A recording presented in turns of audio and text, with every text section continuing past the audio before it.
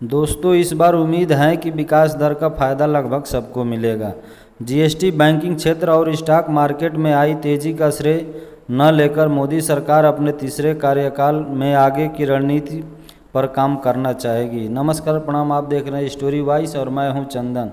दोस्तों, 23 जुलाई को प्रस्तुत होने जा रहे मोदी सरकार के तीसरे कार्यकाल के पहले पूर्ण बजट में पिछले 2 कार्यकालों की आर्थिक नीतियों की छाप देखने को मिल सकती है। दोस्तों, अनुमान है कि बजट पूंजीगत खर्चे व जन कल्याण की योजनाओं के माध्यम एक व्यक्तिगत ढांचा खड़ा करने की कोशिश करेगा ताकि देश को जीडीपी की वृद्धि के साथ प्रति व्यक्ति आय में भी तेजी देखी जा सके। दोस्तों, बजट के इतर अगर देश की आर्थिक प्रगति को मोदी सरकार के पिछले 2 कार्यकालों के साथ जोड़कर देखें तो 3 पक्षों पर काम अत्यंत प्रशंसनीय है। पहला, जीएसटी के माध्यम से कर संग्रहण में अभूतपूर्व वृद्धि। दूसरा, बैंकिंग क्षेत्र में आई तेजी।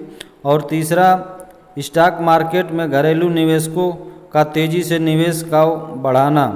दोस्तों, इन तीनों पक्षों पर कई आंकड़े मोदी सरकार की वाहवाही करते हैं। लगता है कि मोदी सरकार अभी तीनों पक्षों पर अधिक श्रेय लेने का तैयार नहीं है। दोस्तों, इसके पीछे का 2 प्रमुख कारण हो सकते हैं। एक, महंगाई व बेरोजगारी के चलते 2024 के चुनाव में मोदी सरकार अपने बल पर बहुमत में नहीं आ पाई। दोस्तों, दूसरा, देश को अब ऐसे आर्थिक मैकेनिज्म की ज़रूरत है जिसमें आर्थिक सुधारों के माध्यम से होने वाली प्रगति में किसी भी प्रकार की कोई लीकेज न रहे, अन्यथा आर्थिक प्रगति एक बुलबुला बन जाती है और जिसके फूटने का डर हमेशा बना रहता है, और जब यह फूटता है तो अप्रत्याशित भी नहीं होता है। दोस्तों, पिछले 7 वर्षों में जीएसटी के माध्यम से भारत में कर संग्रहण में 170% की औसतन वृद्धि दर्ज की गई है, जो कि बहुत अधिक सकारात्मक दिखती है। यह भी एक सच्चाई है कि जीएसटी के चलते महंगाई बढ़ी है और छोटे व्यापारियों को नुकसान भी हुआ है।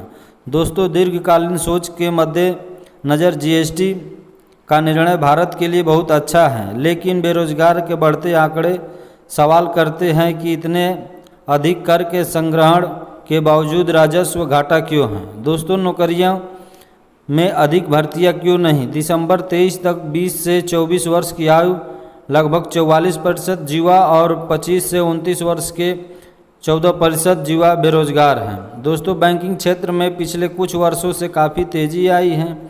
जेएम योजना, जन धन, आधार, मोबाइल के माध्यम से बैंकिंग क्षेत्र का विस्तार और इसके माध्यम से मिलने वाली सुविधाओं को आमजन तक प्रत्यक्ष रूप से पहुंचाना रहा है, लेकिन कुछ समय से व्यक्तिगत ऋण के मुद्दे पर आरबीआई द्वारा बैंकों व एनबीएफसी को सचेत किया जा रहा है। दोस्तों, व्यक्तिगत ऋण पर नियंत्रण किया जाए, वरना बैंकिंग क्षेत्र में जोखिम बढ़ सकता है। एक रिपोर्ट के अनुसार वर्ष 2014 से दिसंबर 23 तक बैंकों की व्यक्तिगत ऋण 16 से बढ़कर करीब 30% तक पहुंच गया है। दोस्तों, हैरान करने वाली बात यह भी है कि उद्योग घरानों को मिलने वाले ऋण में काफ़ी कमी आई है। शुरुआत में बैंकिंग ऋण को तकरीबन 46% हिस्सा इस क्षेत्र को जाता था, जो अब 24% के आसपास है।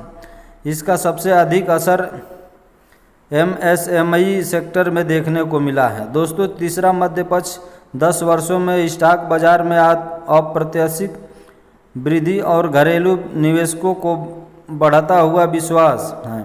26 मई 2014 से 16 जुलाई 2024 तक सेंसेक्स 24,000 से बढ़कर 80,000 पर पहुंच गया है और निफ्टी 7,000 से बढ़कर 24,000 पर पहुंच गई है, क्योंकि बीते कुछ वर्षों से भारत के घरेलू निवेशकों का विश्वास पूंजी बाजार के प्रति तेजी से बढ़ रहा है। दोस्तों, वर्ष 2023 में घरेलू निवेशकों के तकरीबन 22.5 अरब डॉलर का वित्तीय निवेश भारतीय पूंजी बाजार में किया, जो कि चालू कैलेंडर वर्ष 2024 की पहली छमाही में 28.5 अरब डॉलर तक पहुंच गया था। दोस्तों पिछले 10 वर्षों में म्यूचुअल फंड के माध्यम से घरेलू निवेशकों 2 लाख करोड़ से बढ़कर मई 2024 तक 28 लाख करोड़ हो गए हैं।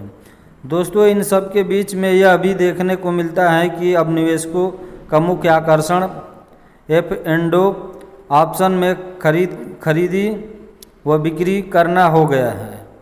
इसके चलते स्मॉल कैप मिड कैप की छोटी कंपनियां घरेलू निवेशों के बीच वंचित हो रही हैं, जो कि भारतीय अर्थव्यवस्था के लिए उचित नहीं है, क्योंकि इसके चलते भारतीय पूंजी बाजार निवेश के बजाय सट्टे की परिकल्पना को पूरा करता हुआ दिख रहा है।